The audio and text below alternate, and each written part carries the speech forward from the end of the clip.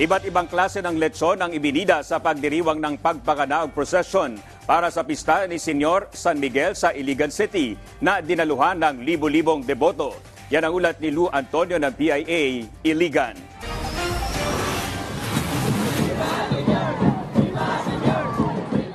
Umabot sa 50,000 mga deboto ang sumama sa pagpakanaog procession ni Senyor San Miguel, ang santo o patron ng Iligan City. Ang pagpakanaog ay ang seremonya sa pagbaba ng imahe ni San Miguel mula sa kanyang pedestal para ilapit sa mga deboto.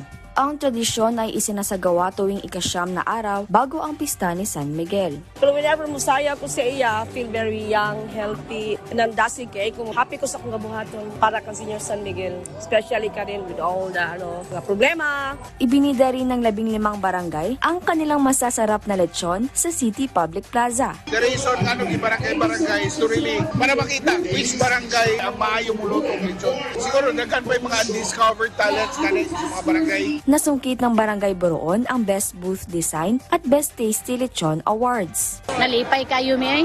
Why sukod gyud sa kalipay.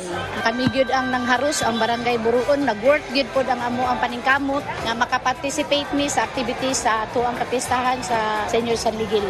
Masaya naman ang mga residente dahil matapos ang kompetisyon ay ipinatikim at ipinamigay rin sa mga residente ang masasarap na lechon. Lou Antonio ng PIA Iligan City, Lanao del Norte para sa Bayan.